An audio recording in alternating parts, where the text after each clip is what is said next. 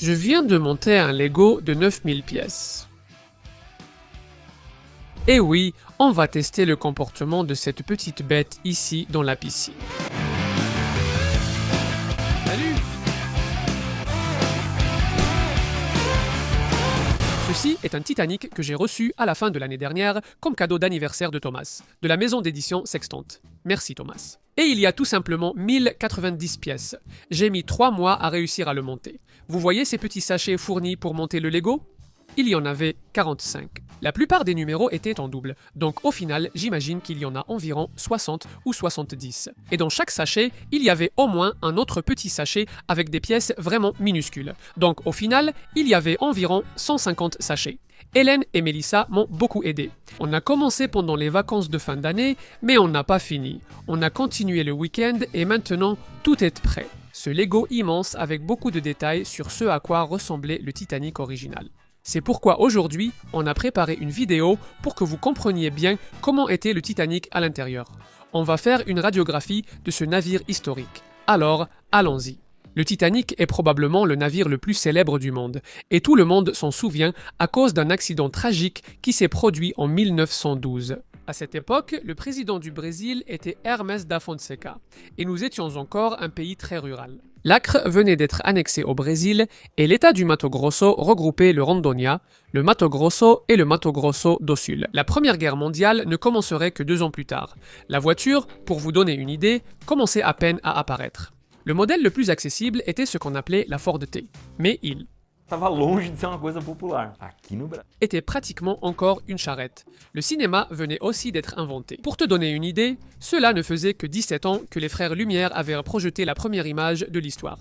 C'était un train en mouvement qui avait effrayé tout le monde. L'électricité n'était pas encore totalement répandue et il existait encore le métier d'allumeur de réverbères. Quand la nuit tombait, ce gars-là sortait allumer les réverbères de la rue un par un. Le plastique venait d'être inventé il y a seulement 5 ans, et cela faisait 6 ans que Santos Dumont avait fait voler le 14 bis pour la première fois. Presque tout ce que nous utilisons aujourd'hui n'existait pas. Je vous raconte cela pour illustrer combien il était inimaginable de construire un navire aussi grand à une époque où les gens ne circulaient même pas encore bien en voiture. Et encore plus impensable, c'est de penser qu'il y avait 3 frères presque identiques. Nous avons déjà raconté cette histoire ici. En plus du Titanic, il y avait l'Olympique et le Al-Lava. Un autre que j'ai écrit. J'ai oublié le nom? Comment c'était déjà? Le Britannique. Donc, certaines des images que vous allez voir ici sont de l'Olympique, parce que c'est un navire qui a été construit avant et qui a duré beaucoup plus longtemps. Donc, on a beaucoup plus d'archives de lui, mais en termes de taille, quand on regarde de loin, c'est pratiquement la même chose que le Titanic. Le Titanic était presque un chef-d'œuvre d'ingénierie. À l'époque, il a coûté 7,5 millions de dollars, ce qui, converti aujourd'hui, représenterait environ 200 millions de dollars ou 1 milliard de rayés. Le Titanic était si cher parce qu'en plus d'être luxueux, il était gigantesque. Il avait 10 étages qui, en comptant la salle des machines et tout le reste, atteignaient 53 mètres de hauteur. Cela équivaut à un immeuble de 17 étages. Il pesait 52 000 tonnes et mesurait 269 mètres de long. Cette maquette en Lego mesure 1,35 m de long. C'est aussi assez grand pour une maquette. Donc, chaque centimètre ici représente à peu près 2 mètres dans la réalité. J'ai fait ce qui serait l'équivalent d'une personne d'environ 1,70 m à côté de ce navire, pour que vous puissiez avoir une idée. Mais allons-y. Le 10 avril 1912, le Titanic a commencé son tout premier voyage de l'histoire. C'était le voyage inaugural. Il est parti d'Angleterre pour aller jusqu'à New York, traversant l'Atlantique Nord. Il y avait plus de 2000 personnes à bord. Comment était le moteur de ce monstre? Le Titanic était un navire à vapeur. Cela veut dire qu'à l'intérieur, il fallait des chaudières, qui sont en gros une énorme cocotte minute où l'on chauffe l'eau, elle s'évapore et crée une vapeur sous pression qui arrive à pousser le moteur du navire. Voici une maquette de ces petites chaudières. En bas, il y a le feu et au-dessus, l'eau. Il y avait 29 chaudières et il y avait toute une équipe qui travaillait ici en bas pour alimenter le feu, en mettant du charbon pour ne pas qu'il s'éteigne. Le navire consommait 600 tonnes de charbon par jour. Imagine combien de barbecue on aurait pu faire avec ça. Mais il y a un détail, il consommait du charbon minéral, qui est un charbon avec beaucoup plus d'énergie que celui qu'on utilise pour le barbecue, et on ne peut pas l'utiliser pour le barbecue parce que c'est pratiquement du pétrole solide qui dégage beaucoup de pollution. Le nom du métier de charger la chaudière était chauffeur.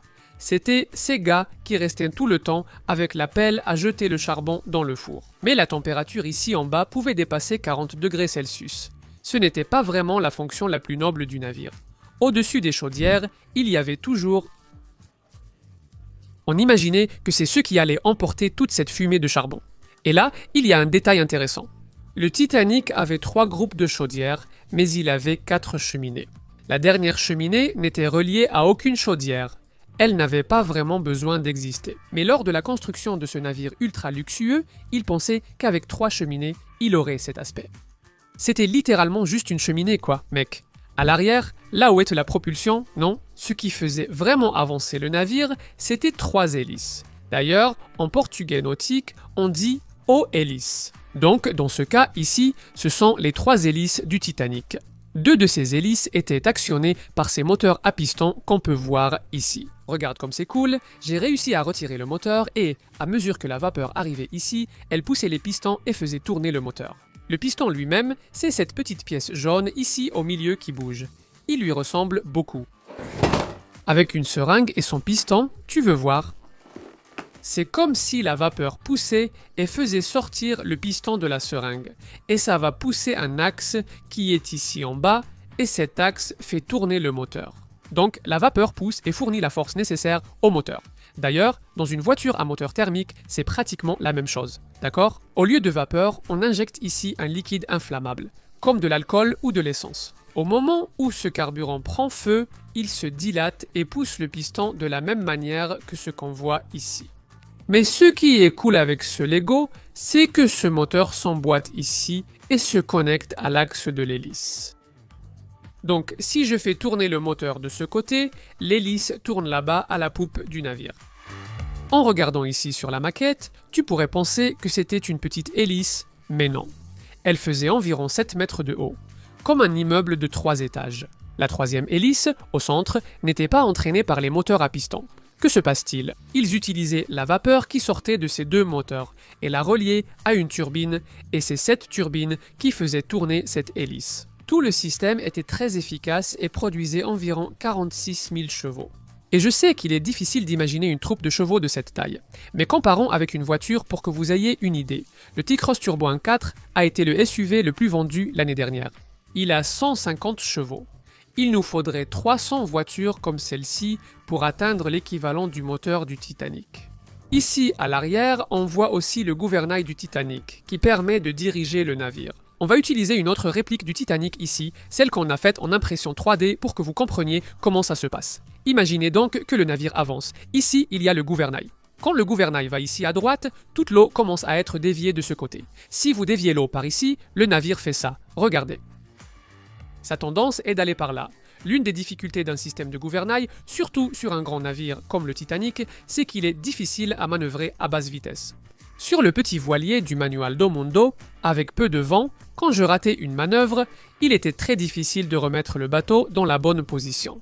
Car sans vitesse, le gouvernail n'obéit pas. Et ça a peut-être été l'une des choses qui a compliqué la manœuvre du Titanic pour éviter l'iceberg dans un accident dont on va parler dans un instant.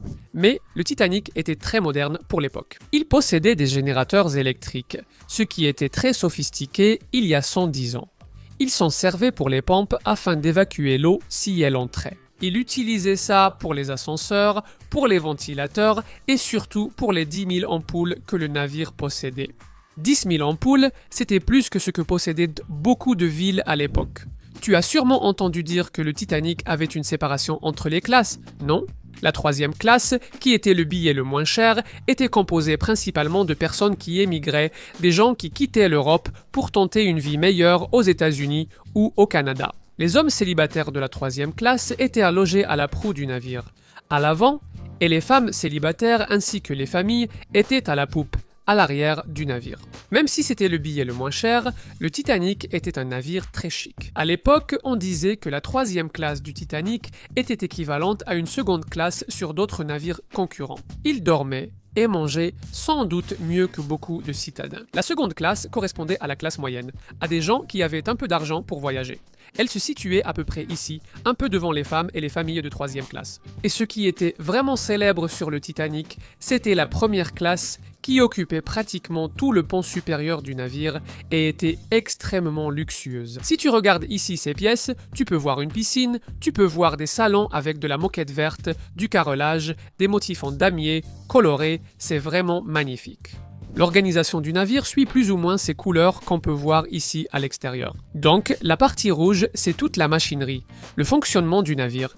La partie noire, ce sont les classes les moins aisées.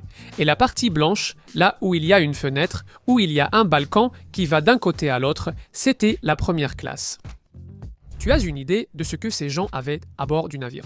Plusieurs restaurants, une piscine, une salle de jeu, un bain turc, qui était une sorte de sauna de l'époque, et même une salle de sport, ce qui peut sembler très banal aujourd'hui.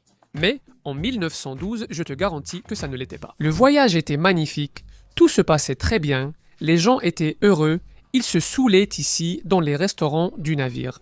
Jusqu'à ce que, le 5e jour du voyage, le Titanic reçoive un avertissement indiquant que la région par laquelle il allait passer était un peu dangereuse. D'icebergs, qui sont d'énormes blocs de glace qui restent en quelque sorte cachés dans l'eau, parce que la plus grande partie d'entre eux se trouve sous l'eau. Un iceberg fonctionne à peu près comme ça, tu ne vois que sa petite pointe, pratiquement toute sa masse est cachée là-dessous. C'est pour ça que, quand on voit un problème se produire et qu'on sait qu'il est bien plus grand qu'il n'y paraît, on dit qu'on ne voit que la partie émergée de l'iceberg. Et il se trouve que, le 14 avril 1912, à 11h40 du soir, le Titanic a heurté un de ces icebergs. Pour vous donner une idée, la terre la plus proche était une île du Canada, qui se trouvait à 600 km de distance. Et là, les choses ont vraiment mal tourné. Récemment, on m'a demandé, franchement, la coque du Titanic était très solide, en acier. Et c'est vrai, la coque du Titanic faisait à peu près 3 cm d'épaisseur en acier. Comment se fait-il que l'acier ne puisse pas résister à un bloc de glace? La glace n'est-elle pas moins résistante que l'acier? L'acier ne devrait-il pas briser la glace? Oui, quand on pense à une plaque d'acier de 3 cm et à un petit glaçon comme ceux qu'on garde dans notre congélateur, oui, mais quand on pense à un iceberg qui était plusieurs fois plus grand que le Titanic lui-même, cette plaque d'acier, c'est pratiquement une boîte de sardines. Le pire, c'est que le Titanic n'a pas percuté l'iceberg de face. Peut-être que l'histoire aurait été différente. Ce qui s'est passé, c'est qu'il a frotté contre l'iceberg. L'iceberg a déchiré tout son flanc. Ce navire avait effectivement été très bien conçu. Donc, il avait plusieurs compartiments qui étaient séparés. Ils étaient étanches, ce qui signifie que l'eau ne pouvait jamais passer d'un compartiment à l'autre. Si l'un était percé et laissait entrer de l'eau, ce n'était pas grave car les autres résistaient. Tout cela fonctionnerait très bien si vous n'aviez pas une déchirure qui touchait plusieurs compartiments en même temps.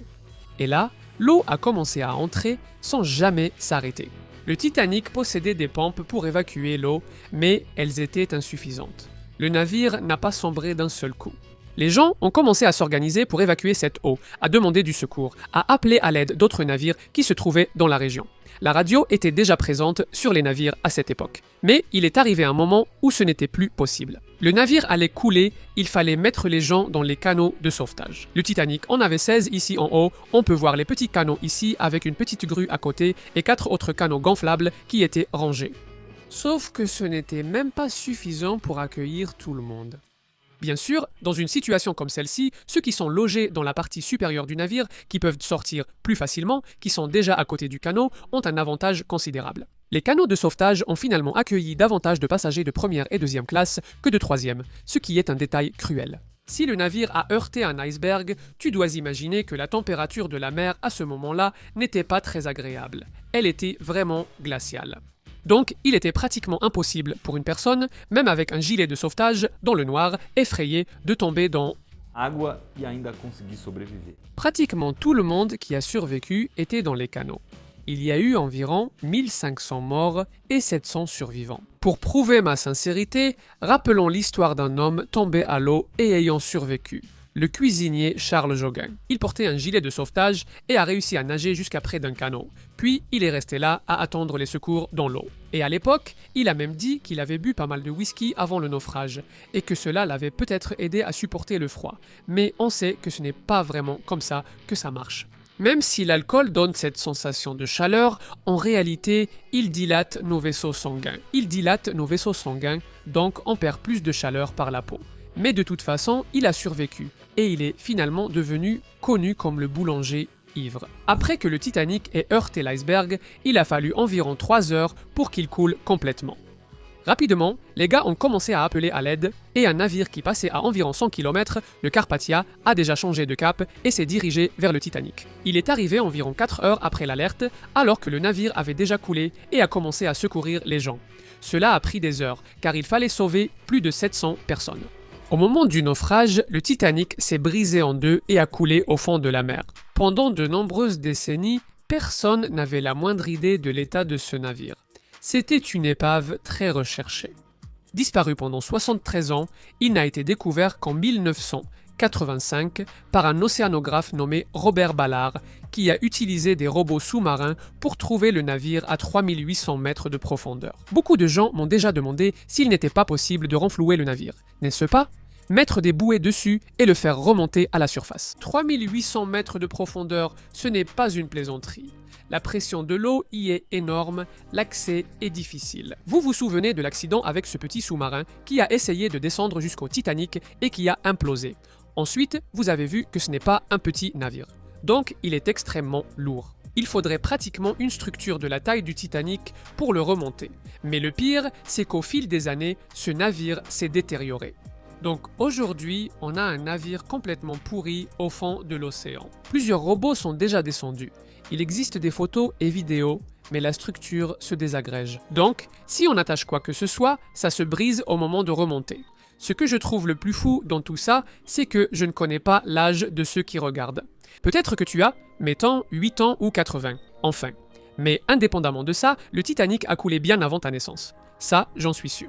Mais cette histoire a marqué l'humanité tout entière. Tellement que, au cinéma, il y a plus de 20 films qui racontent, d'une manière ou d'une autre, l'histoire du Titanic, sans compter les documentaires. Le film le plus célèbre de tous date de 1997. Le réalisateur, James Cameron, aussi derrière Avatar, aime passionnément l'exploration sous-marine, même avant ce film. Ce film a été nommé dans 14 catégories aux Oscars, et en a remporté 11. C'est un long métrage très long, il dure 3 heures et 14 minutes. C'est plus de temps que le Titanic n'a mis à couler. Quand j'avais 15 ans, les gens revoyaient ce film au cinéma, parfois 2 ou 3 fois. Le film était si long qu'il y avait un entracte pour aller aux toilettes ou manger, car personne ne tient 3h14 assis devant l'écran. J'ai bien tenu la promesse du début de la vidéo, non ? Reconstituer ce Titanic. En plus, le système d'assemblage ici est vraiment sympa. Regarde. Tu as ces petites pointes qui s'emboîtent avec ce qu'il y a de l'autre côté. Puis tu fais passer cette pièce qui traverse tout et tu relis une partie à l'autre. Elle se verrouille. Donc, ça permet au navire de s'ouvrir et de se fermer sans s'abîmer. Bien sûr, ce navire n'a pas été fait pour naviguer.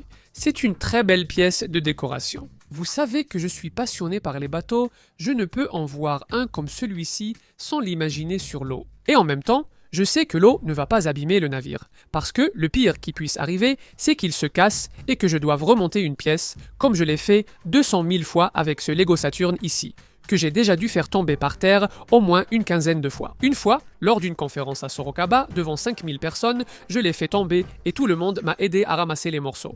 Mais avant, je voulais vérifier si cela pouvait flotter sur l'eau. Pour qu'une chose flotte sur l'eau, elle doit être moins dense que l'eau, c'est-à-dire qu'elle doit avoir moins de masse par rapport à son volume, par rapport à l'espace qu'elle occupe. Donc, la première chose à faire, c'est de découvrir le poids de ceci. Et ce n'est pas du tout léger. À l'image, on pourrait croire que c'est un petit truc d'environ 2 kg. Ça ne fait pas 2 kg, non. Je dirais plutôt 8. Comment on pèse un objet qui ne tient pas sur la balance ? Regarde, cette petite balance supporte 10 kg. Mais je pense que si je pose le milieu du bateau dessus, il va s'ouvrir au milieu. Alors, quelle est mon idée, hein ? On va le peser de la même façon qu'on pèse un chien. C'est-à-dire en regardant mon poids ici dessus, qui est en ce moment, avec les vêtements et tout, 85,6 kg. Et puis je me pèse avec le bateau et je découvre que ça fait 94,4, ce qui donne 8,8 kg. Imaginez un jouet aussi lourd. Calculons son volume. Il faut que ce soit une estimation, n'est-ce pas ? Parce que la forme du navire est très irrégulière. 1,34 m sur 15, 16. Si le navire était un parallélépipède parfait, c'est-à-dire un parallélépipède de cette forme ici, il aurait 32 litres. Mais ce n'est absolument pas un parallélépipède parfait, n'est-ce pas? Là, on fait vraiment une approximation très grossière, c'est juste pour avoir une idée de l'ordre de grandeur. Je divise ce nombre par 2, pour tenir compte de tous ces trous, de cette partie ici qui est bombée, et tout le reste, ça ferait environ 16 litres. Comme il pèse un peu plus de 8 kg, ça fait à peu près 500 grammes par litre. L'eau est bien plus dense que ça. L'eau fait 1 kg par litre. Cela signifie que le navire a environ la moitié de la densité de l'eau et devrait flotter très facilement, sauf un détail, n'est-ce pas? Le navire en acier flotte très bien parce qu'il est creux à l'intérieur, parce qu'il y a de l'air à l'intérieur. Donc, au final, le navire entier sera aussi moins dense que l'eau, même s'il est fait d'acier, parce que ce n'est qu'une fine coque d'acier. Mais ce navire ici, il est fait de Lego, qui est plein de petits trous. Sa coque laisse entrer l'eau. L'eau va vraiment beaucoup entrer à l'intérieur du navire. Voyons ce que les autres pensent qu'il va se passer. Je pense qu'il va couler parce qu'il y a plein de petits trous par où l'eau peut entrer. Je ne sais pas non plus comment le poids de ce Lego est réparti. Il n'a pas été fait pour être mis dans l'eau. Donc, peut-être que ça fera pencher le navire d'un côté, enfin. Je pense qu'il va essayer de flotter, mais il va finir par sombrer. Aurons-nous un autre naufrage aujourd'hui? S'il ne coule pas, je serai déçu. Je pense qu'il va couler et rester là, tranquille et mignon, on ne verra pas grand-chose. D'abord, il flottera, puis l'eau entrera et il coulera peu à peu. Si on suit le scénario, écoute-moi. Je pense qu'il est censé couler. Je pense qu'il coule, je suis d'accord avec Fernanda. Il va se remplir d'eau et couler. Je pense qu'il chavire et coule très rapidement, mais le chavirement est immédiat. J'enregistre maintenant mes prévisions, que je révélerai seulement à la fin de la vidéo. Allons-y et plaçons notre personnage ici dessus pour voir s'il va survivre au possible naufrage du Titanic. Juste pour le préciser, il pleut dehors et il fait super froid aujourd'hui, hein? Aïe, aïe, aïe, aïe, aïe. Pourquoi on se met à faire ce genre de truc, hein? Eh ben, dis donc. Je ne sais même pas ce qu'il y a au fond de cette piscine, je dois y entrer avec des bottes, c'est vraiment dangereux. Allons-y, Danny. C'est froid. C'est maintenant, non? Yunsen, tu n'as rien dit, ton avis. Il coule. Attends. Il est en train de couler. Notre personnage, c'est fini, hein? Voilà, c'est fait. Non, il n'a pas coulé. Il n'arrive juste pas à rester debout du tout. Et alors, Danny, qu'est-ce qu'on fait avec ce truc maintenant? Comme dans le film, il coule encore moins, regarde. Il revient à la surface. Il ne coule pas. C'est mieux que le Titanic original. Danny demande pourquoi je n'explique pas pourquoi il ne coule pas. Parce que j'ai été le seul dans cet épisode de Manual do Mundo à dire qu'il ne coulerait pas. Et j'ai déjà dit... Où est ma prédiction qui était correcte? Regardez ça. Je pense qu'il ne coule pas du tout, simplement parce que les pièces Lego ne coulent généralement pas. À l'arrière de la pièce, il y a de petits trous par lesquels l'eau pénètre difficilement. D'abord à cause de la tension superficielle. Donc, les molécules d'eau ne veulent pas se détacher pour occuper cet espace. Et ensuite, il se passe à peu près la même chose que lorsque vous mettez un verre à l'envers dans l'eau. L'air doit sortir pour laisser entrer l'eau, mais il reste bloqué. Donc, je pense que oui, il va y avoir beaucoup d'eau qui va entrer à l'intérieur, et oui, il va probablement se retourner, il ne restera pas dans cette position dans l'eau, mais il ne coulera pas du tout. Provoquons un naufrage ici pour voir ce qui arrive.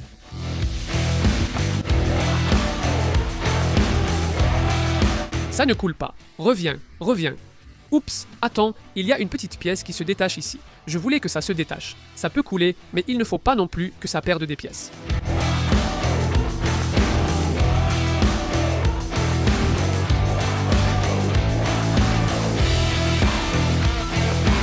Oh, les petites bulles d'air en dessous. Avec la caméra sous l'eau, on va pouvoir bien voir. C'est validé. Le Titanic en Lego, contrairement au navire original, est insubmersible. Si tu aimes les histoires nautiques, il y en a une très bonne qui raconte comment l'être humain a atteint le point le plus profond de l'océan. Et ça fait déjà longtemps. Pour moi, c'est une des meilleures histoires que j'ai racontées sur Manual do Mundo.